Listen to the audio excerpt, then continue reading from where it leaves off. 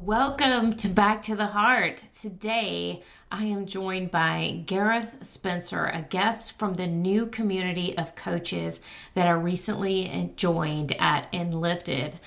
Garreth is here to share his incredible journey that many of you might resonate with, especially when it comes to addiction and feeling stuck.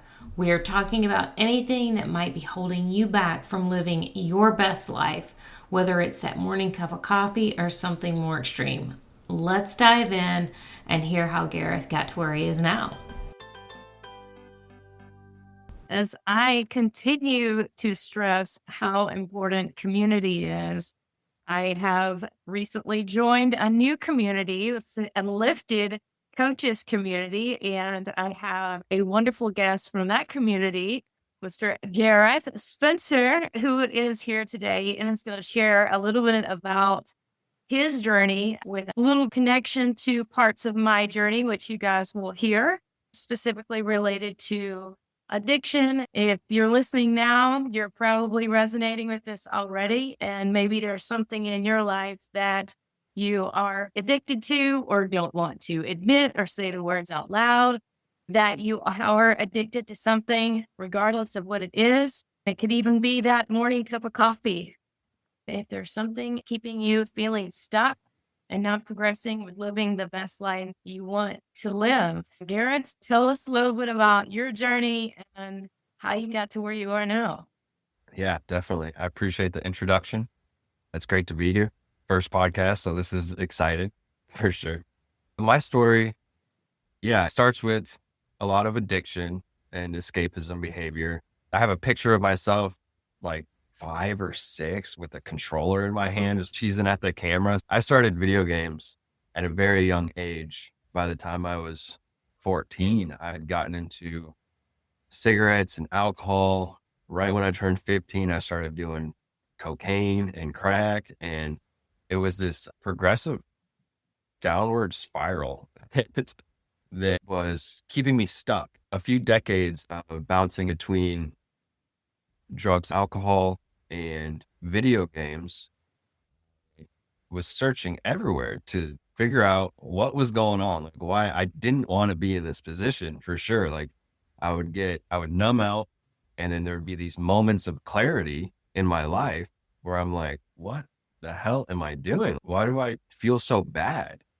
And I would just, a lot of the times ignore it and then go back into going to the bars, getting blacked out, or spending all my money on drugs. When I didn't have money, I'd be playing video games for 10 hours a day.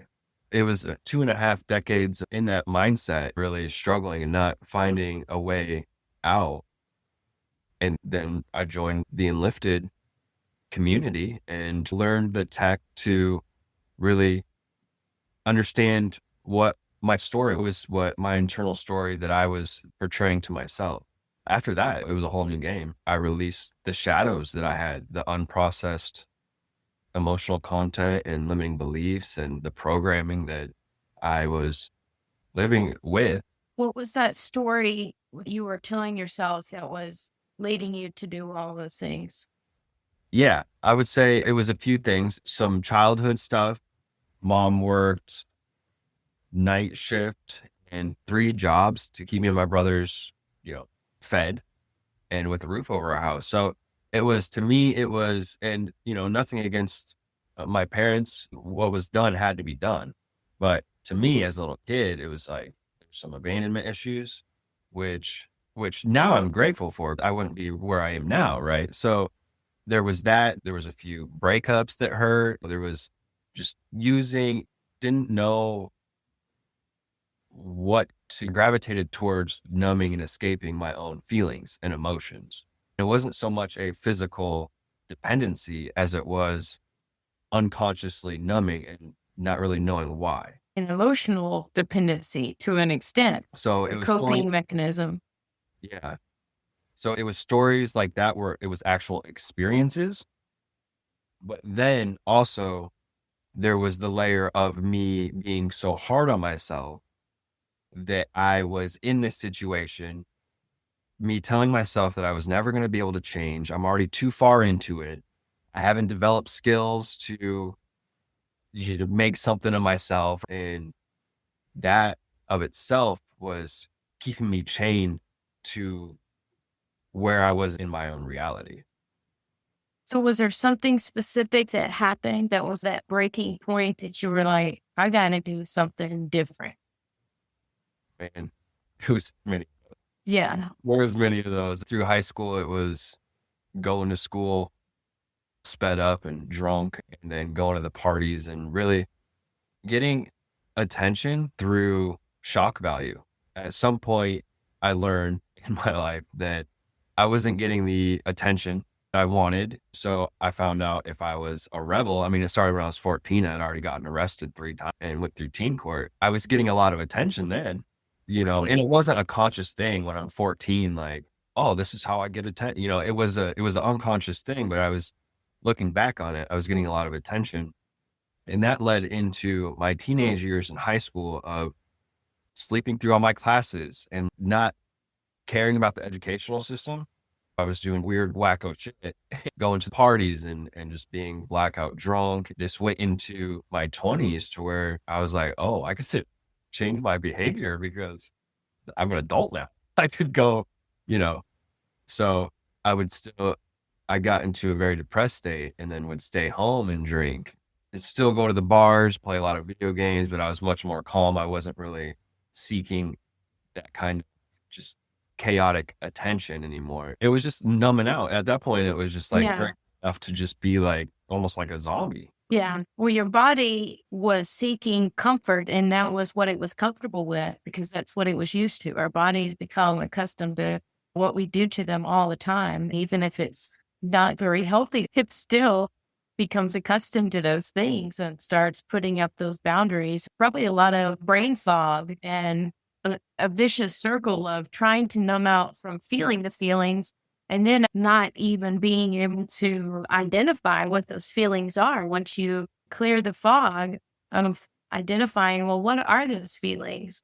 So when did you stop drinking or the drugs or the games or whatever? When did that happen? How did Yeah, that start? it was a slow process of me understanding that it's me telling the stories and releasing the stuff. I didn't have much guidance in addiction recovery, but I had guidance in understanding how to construct my language and my stories to feel better. It was a slow process of me learning how to release the addictions, knowing what I knew through story work. This A is all still very recent in the last few years. You couple of really years. made Yeah. this whole change in your life. It has been a 180 through about 5 or 6 months transition of going Yeah. from just going to the bar, getting out of work, going straight to the bar and drinking until the bar closed, or Yeah. going home and playing video games.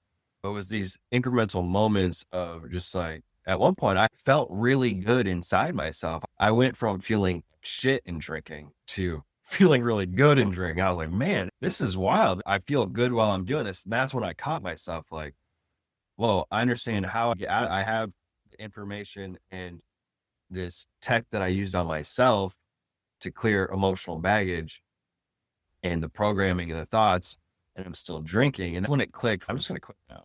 I know what to do. I'm just going to get out. I just worked on a few of my own limiting beliefs that I had about myself needing to be out and drinking.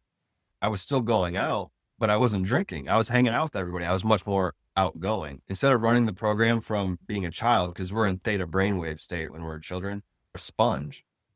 And everything we get taught from the big people carries out into the rest of our life. So I learned how to remove that programming and then create my own. I was able to go out and enjoy myself and be very social. I was much more outgoing than when I was drinking. Part of a transition period of learning how to feel much better within myself and then deciding, okay, I'm done with the drugs and alcohol and the video game. So it's been a few years since I played video games. I will still drink maybe once every 3 months as a celebration. There's not this emotional or mental pull to these vices anymore. And that's really when you can look at them for what they are. If you want to go out and celebrate, once in a great while. Like, hey, my brother's getting married and it's been 5 months since I had a drink. Sure, I'll have a few shots and celebrate with my friends. There's a big difference between going out to a social setting and getting this immense pull. There's so much contradiction and restriction within yourself. You're getting this emotional and mental pull towards these things to where most people won't even go out. I did that for a long time where I isolated myself in my house because I thought it was my environment. I thought it was the people around me influencing me to want to drink. And so there's a big difference between getting this emotional and mental pull and then sitting back, solidified within yourself, seeing what's going on, and then deciding, no, I'm not going to drink, or yes, I'm going to drink, whatever it is. There's a big difference between those two. Yeah, I think going back to the whole words thing is when we hear the words can't, like I can't drink or I can't whatever, then that just has this icky feeling inside. It makes you feel like you're not able or capable. You don't have permission. Like someone's telling you and no one is telling you. So being able to say that I am making a choice and I choose not to is completely different than I can't.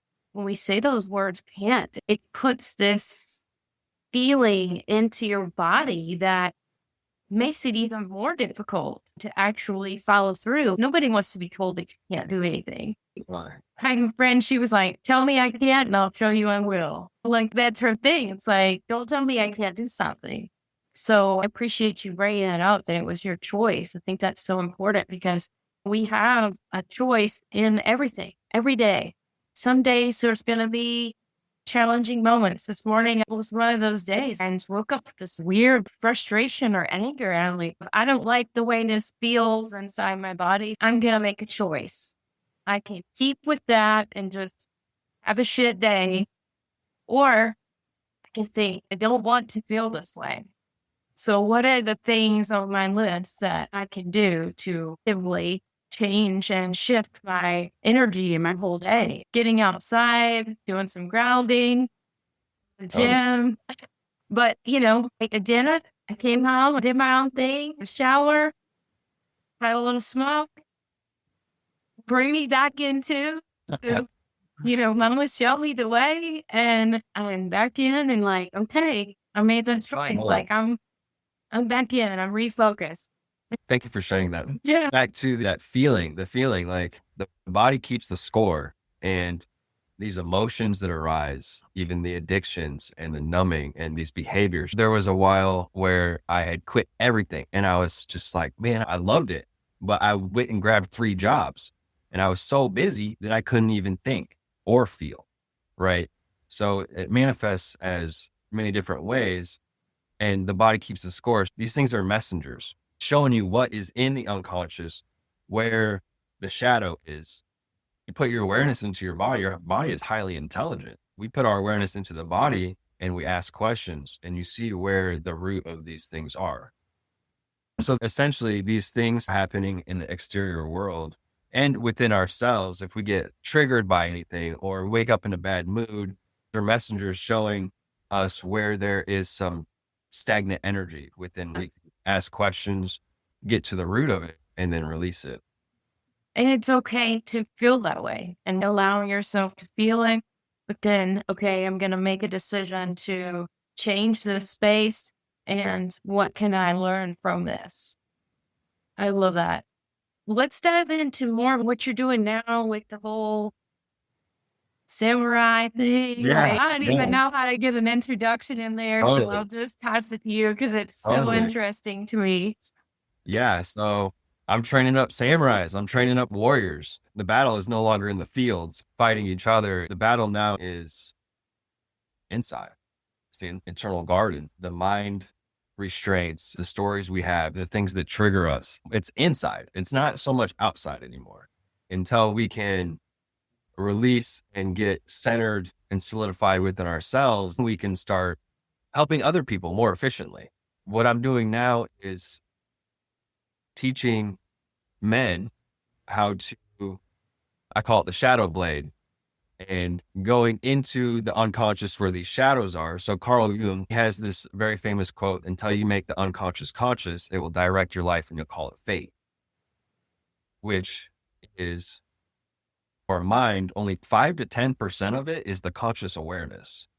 And the rest, 90%, is the unconscious part of which holds repressed emotions and traumas, the patterning, the programs, pretty much running our autonomic behavior, the automatic parts of ourselves. We'll find ourselves being guided to certain things, and it's a pattern in our life. Most of these things, the root of it is in the unconscious. When we're in distraction, numbing and escaping, and just being so emotionally bottled up, we've got all this emotional baggage. We've got problems with family and business. All of these things stem from the unconscious mind. I see them as orbs of stagnant energy structured in place because of the meaning we put behind those stories, those memories, those limiting beliefs, the things that are keeping us stuck in one spot. That's a contradiction from what you actually want. Like your heart, you want to move into the life that you desire. And then we've got these shadows that are pulling the levers on us making gains and moving towards what we really want. Training up warriors of the mind, we can slash through these chains that are keeping us stuck so that we can sit in the heart and feel more into the body and live a life from compassion and being there for your people, being there for the people around you. And it really starts with you becoming more connected with yourself. We have a lot of mental stories and programs that are pushing our energy and focus outside of ourselves. And that's where all of our attention, all of our energy is going. And when you can release those, get emotional space and clarity, and also use your language to view them in a different way, all that energy comes back within you, centered and solidified. You decide where your energy goes and where your attention goes. Your body, your heart knows what it wants to do. It's just we've got these mental games going on in the mind too. Yeah, we've let all of those experiences as a child, relationships, jobs, interaction with the neighbor, with the asshole on the interstate, whatever it is, all these experiences and labels that we've got around us. And you add in all the toxicity in our environment and things that we're eating and the things that we're exposed to. And then the ease and availability to numb out, regardless of what that is. It could be at the gym, and some people want to think like, but well, it is good for your body and better than drinking a 12 pack a day, whatever it may be. But Yeah. it's like anything that is distracting you from yourself and from really sitting in a safe space of stillness, getting back to your heart and getting back to yourself and being able to be at peace within yourself is just another self-imposed roadblock to get to where you really want it. Definitely. Definitely. And a lot of it does come down to the nervous system and tension in the body. Our thought patterns create tension in the body. The more tension you have, the more you're in the fight or flight scenario where all of your blood is going to the extremities. Evolved to be aware of danger. We're not so much in danger anymore, but the body doesn't really know that. Our mind is telling us that we're in danger of stress or heartbreak or frustration or disappointment, not being eaten by a tiger. Totally. And yeah, the body and the mind reflect each other. The more that we put substances, working out at the gym every day, doing way more than you actually need to raise up the cortisol, it'll put us into very stressful thought patterns too.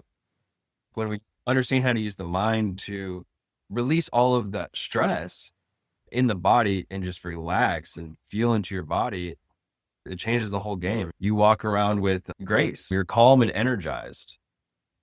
Yeah. And yeah, so with the samurai stuff, I'm calling it Shadowland Samurai, where I train warriors to release the stuff and get centered and get into the heart, live from the heart.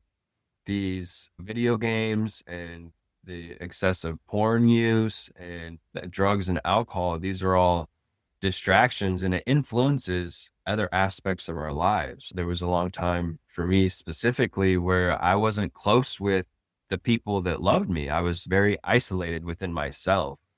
As soon as I trained in the shadow blade, I became much within just a couple months. I wouldn't talk to my mother. It would be like once every 3 months. And for my dad, it's like once every 8 months or something. And now it's like talk to my mother a couple times a week and my dad once a week. I'm so much closer in relations to my friends and just the way I communicate and relate with people, especially the video games and the porn. A lot of guys are doing this nowadays. A lot of young men, the video games are really taking away the resources that they could be using on themselves to up level in relating with people and developing skills for creating an even better life for themselves. Because you can dream all day until you take action. It's hard to get stuff going in the 3D realm. I'm also teaching guys about the excessive use of porn, releasing your sexual energy, because that energy is what creates aliveness within the body. It's the creative force that we have. It helps create a whole human being. So like, if you think about that, that is life giving. This energy is life giving. And if we are looking outside of ourselves and releasing that, then all of that life giving and creative potential goes outside of ourselves instead of using it to heal the body and create better solutions, creative solutions and thoughts to create a better life. In my research of the sexual energy in Qigong, which is an ancient Chinese movement system of really synchronizing the breath and the movements, it cultivates internal energy.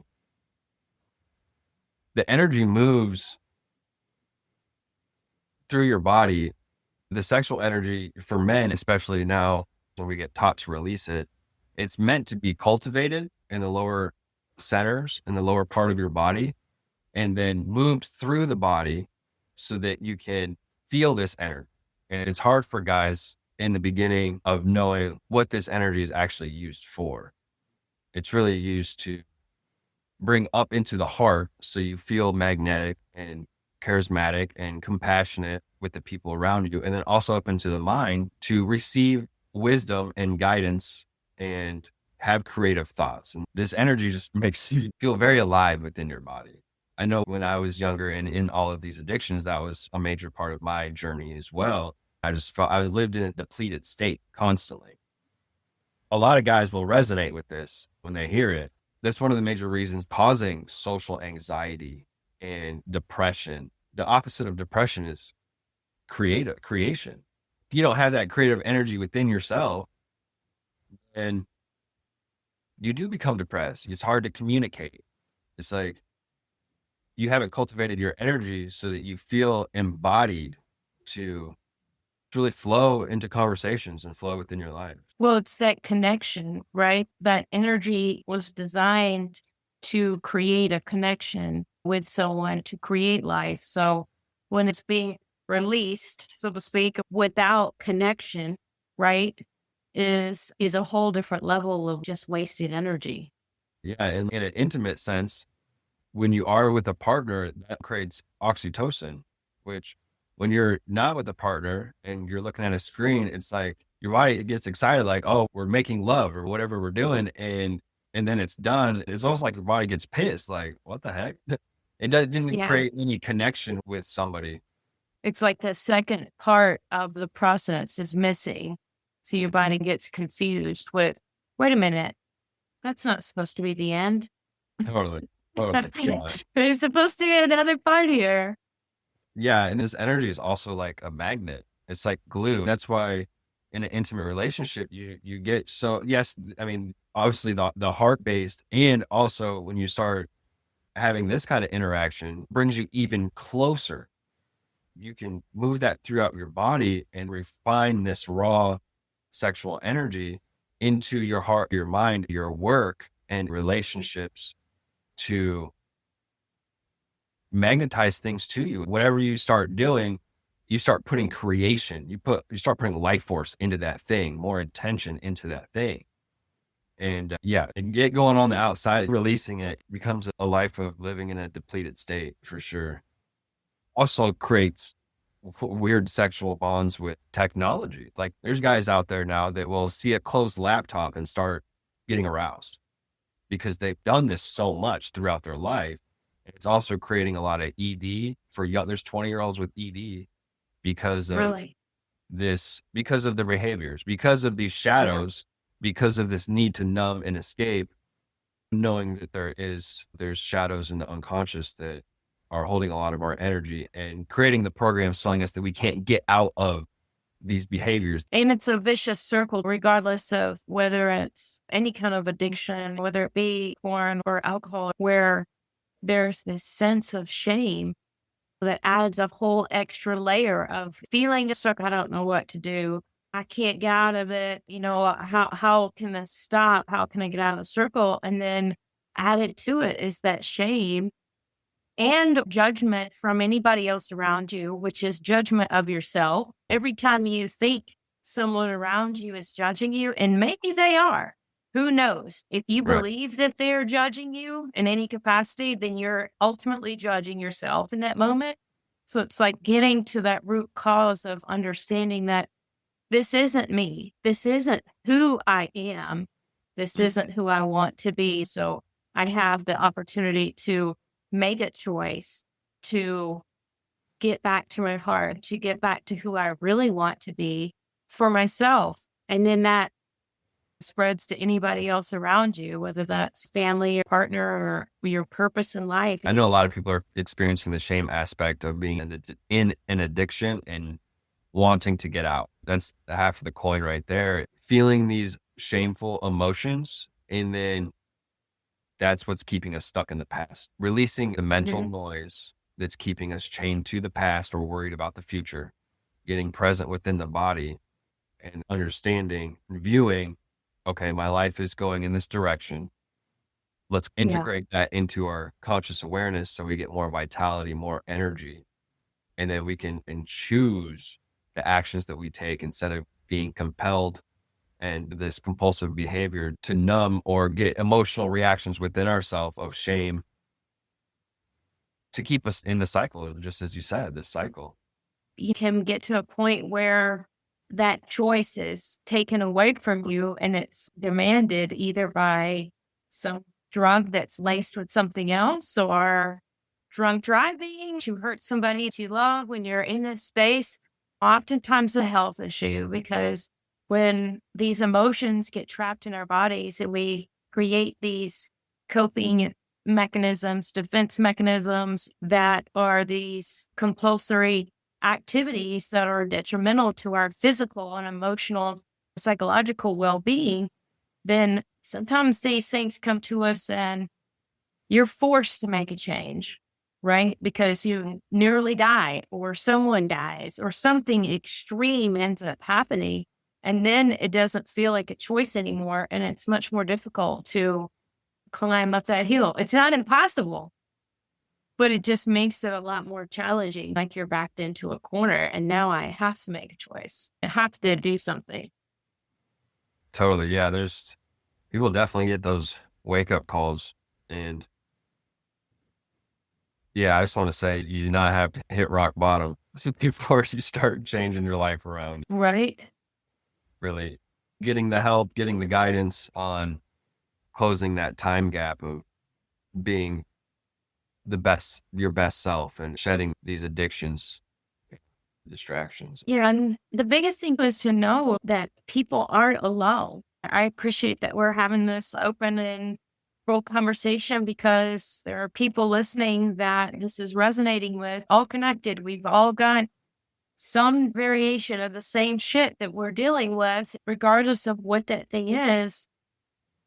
Sharing our stories and knowing that there is an opportunity for change. There are resources available. There are communities to help you with this. There are other people that, you're doing what you're doing because you live the shit. This isn't just like you went and you're like, hey, let me study on how to be this. Like, lived it. You know what I mean? And that's where I am too. It's like all the different experiences that we've had in this lifetime and possibly others is influencing who we are in this moment. So it's beautiful to have this opportunity to have all these different resources that are available. And when people are ready to make that choice or forced into it, either way, it's available. You're not alone. There are specific men working with men. If that's where your safe space is, there is opportunity for growth and help out there.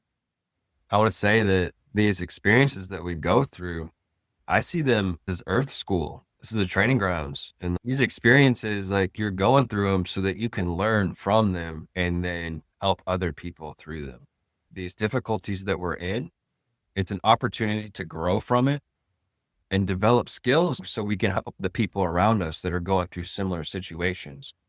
So that's something that I have thought about quite a bit and started using. It's been a while now, but really, if you're in a difficult time, put your hand on your heart and say, I'm all that I am. You're in this position. And yes, there's past stuff. And yes, there's stuff you're worrying about the future. Knowing the present moment and where you are right now, you get to choose. I have these options. I have these resources. There's some stuff holding me back from the past. I am all that I am. I'm learning. I'm growing. This is an experience to grow from. It's all about doing the healing within. And now I get to meet all these amazing people and so many different people like yourself to get to learn from and get to learn from me too. So we're all just sharing parts of our journey. And that's the really cool thing, knowing that we're not alone. And regardless of what dirty shit we feel like we have in our suitcase, there's a way to get rid of it and move forward. We can't be open to receive anything new if we're carrying old bags of shit. You got to sit something different at some point, regardless of what that is. If it's anger, animosity towards an ex-partner, porn addiction, or overeating, it could be anything that's distracting you from living your free, whole self. It's empowering to get back to a place to change those stories, think about our thinking, and be able to love ourselves again. I realized in my journey, distractions and numbing, I was trying to fill a void.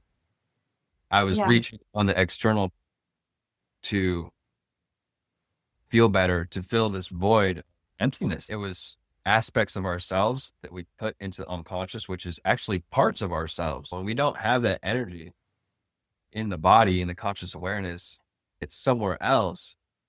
That's part of us. And once you get that back, you start filling up your own self. You feel full within yourself. So you don't need to reach out to the external world to fill this void anymore. Yeah. And shadows don't have to be something we're afraid of, because shadows aren't a bad thing. You wouldn't see the shadow without the light, right? There is no dark without the light, and it's all a balance. So it's nothing to be ashamed of, to be afraid of. I feel very blessed and grateful, available for people that are going through something similar to something that I did. And there's a very practical and simple way of really becoming whole and shedding these things that we try to fill up with externally. But there's somebody out there listening to this episode and this resonated with them, men specifically, or female that has a special man in their life, or somebody thinks this might be something they want to hear more about and explore what it means to find that warrior within yourself and to get back to your heart, love yourself again, love your life, and not feel that drive to numb out or escape. What do you recommend them do? Where can they find you? Yeah, totally. I have an Instagram page, Storywork Alchemy. Anybody, any guy that's listening that has a self-critic that's the volume's turned way up, struggling with addiction, and or any women that have, their man is playing video games. I come across this a lot of women not knowing what to do with their man is coming home from work and playing video games until 1 a.m, and then going to sleep and waking up for work. And, they're not there for the children, for the house, not there for her.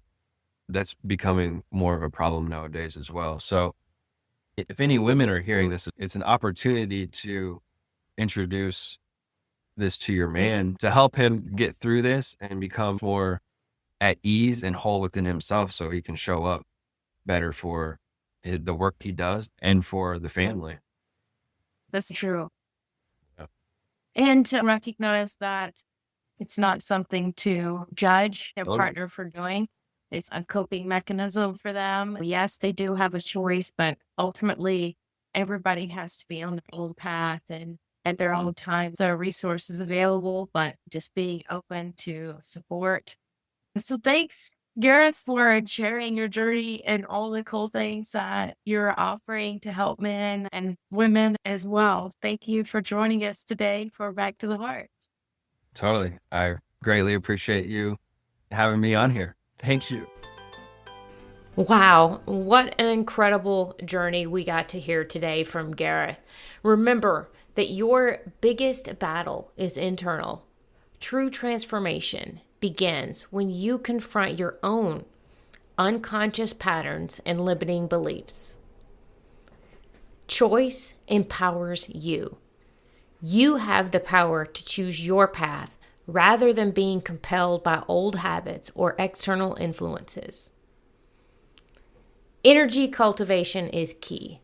Harnessing your inner life force, including sexual energy, can lead to greater creativity, connection, and a feeling of aliveness. And lastly, you are not alone.